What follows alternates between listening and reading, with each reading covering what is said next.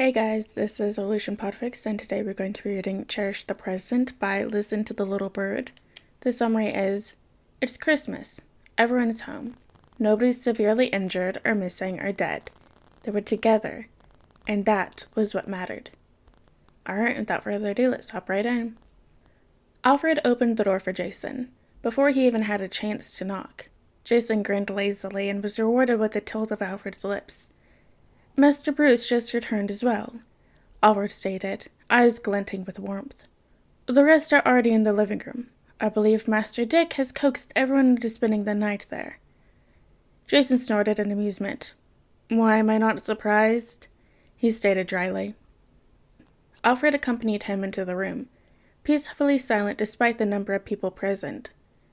Bruce had positioned himself at the end of an already crowded couch. Dick had situated himself at the bottom of the cuddle pile, sprawled across most of the cushions with his arms curled around Tim, probably the only thing preventing the kid from completely falling off. Damien was pressed against the back of the couch, curled between his two brothers and father. Cass had made herself at home on Bruce's lap, her legs draped over the armrest. Duke was on the floor in front of the couch, head pressed to Tim's back. Only Duke and Bruce were still awake to acknowledge Jason's presence when he strolled in. The rest barely twitched, either too comfortable to move or too deep in sleep to be moved for anything less than an emergency. You're late, Bruce murmured softly, resting a hand on Jason's head as he took to the other side of Bruce's leg. Jason hummed, propping his arm on the man's leg. The Outlaw's base is quite a drive away from Gotham, old man. I would have taken the jet, but other people use it too. Besides, that thing can be tracked.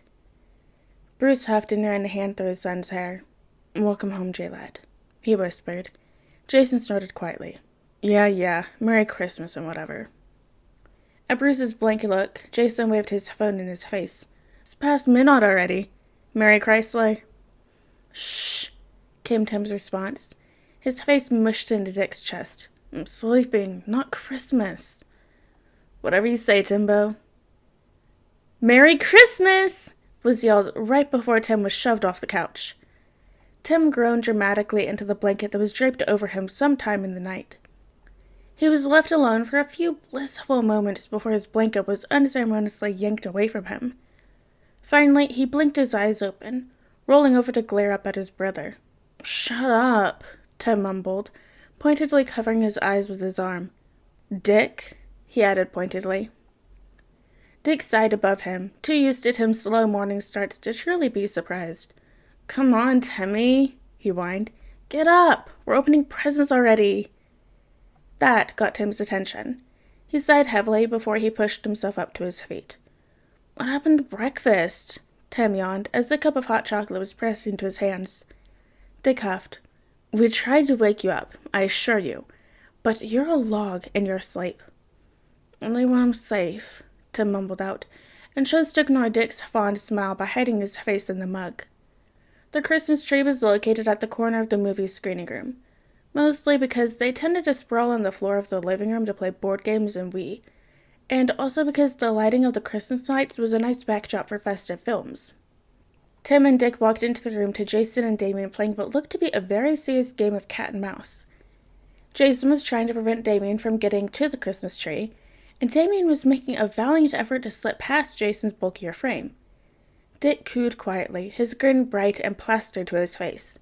Cass and Duke were watching the scene from the couches, while Steph was on her feet and filming, having arrived sometime that morning. Tim really needed to ask her for that recording.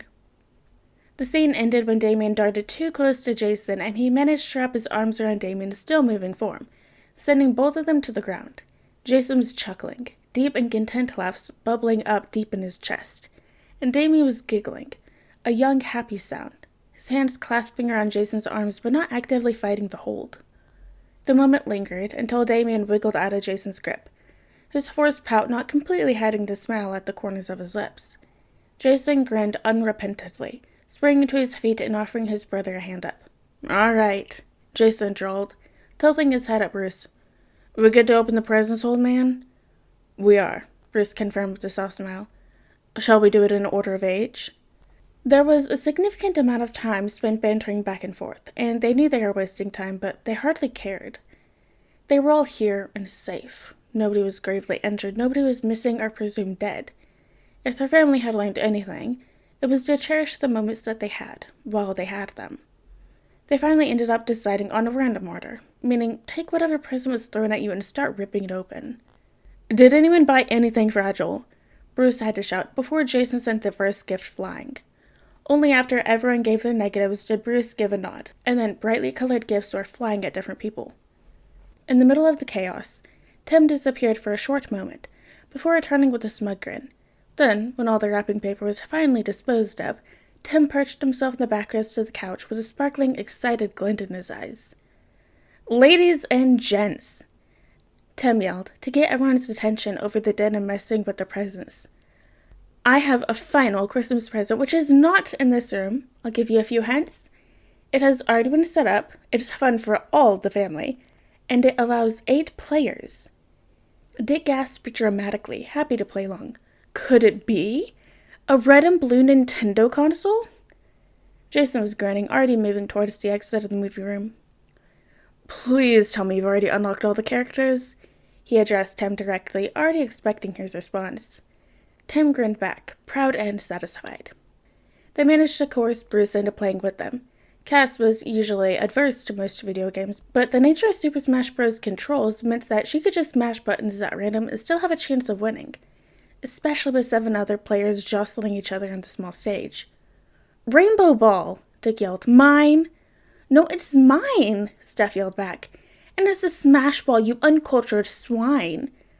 "It's called what I want, now get back from—" Both people yelped as the Smash Ball exploded in a large X. "Fake Smash Ball," Tim commented mildly, as he himself chipped away at the real one. Jason kicked him away and stole the power-up at the last moment, cackling evilly. The day passed in the midst of yelling and overly dramatic battle cries, and dinner came and went. It was time for patrol. "Robin, go with Nightwing tonight," Batman stated as everyone suited up. "Red Hood, with me." Red Hood tilted his head at the man's cowled head, but he gave no indication of what he was planning. Only when they had split up into their different patrol routes, when they were hidden away on a secluded rooftop, did Batman speak. "I know it's probably inappropriate to ask you this on patrol," Batman spoke haltingly, "but I wanted to ask you in private and let you make a decision for yourself." Batman passed Red Hood a small tablet. Red Hood frowned and skimmed the contents of the screen. The moment he realized what it was, he froze, scrolling quickly through the carefully crafted speech. It was a speech, an announcement to be specific, before his head snapped up towards his father. "You always said you enjoyed the anonymity that came from being legally dead," Batman started evenly, "but it's been a few years, and I think I wouldn't mind having my son back, publicly." Jason was silent for a few long moments. He tugged off his hood, staring at Bruce with a carefully neutral expression through his domino mask. Jason hesitated, weighing the pros and cons in his head. We'd need to come up with a backstory," Jason muttered quietly. "And I'd need to be careful with my appearance in other countries. Make me look like an avid traveler, maybe? We can work on the whole description together," Bruce agreed. "It'll be like what we did for R and for N. It's possible. The question is, do you want it?" "Yes," Jason answered, then stumbled over his next words. I wouldn't really mind it." "Then we'll make it happen," Bruce cut in. Jason clamped his mouth shut, releasing a small chuckle that eased the tension out of his shoulders. He frowned in thought. "The Outlaws," he blurted suddenly. "They've seen me in a domino, and hey, that's worked for N all of these years, but I do have this." Jason fingered his white lock of hair, which is, hard to hide. Jason had tried and failed to dye once. The dye had worked temporarily, but it wore off way too quickly, making it more of an inconvenience than anything. But it was Bruce's turn to fall silent. "To be perfectly honest," Bruce rumbled, and there was a small smile tugging at the side of his cowled face. "It's getting tiring, hiding everyone's equipment when League members are visiting the Batcave." Jason snorted despite himself, before his brain caught up with Bruce's hidden meanings. "Well, if even you think Code Bat's a bit outdated," Jason drawled with a grin, "I guess we should help the revelation along, huh?" Bruce did smile that time. Bruce did smile this time. Alright guys, and that is the end of Cherish the Present by Listen to the Little Bird. I hope you guys liked it, and I'll see you next video.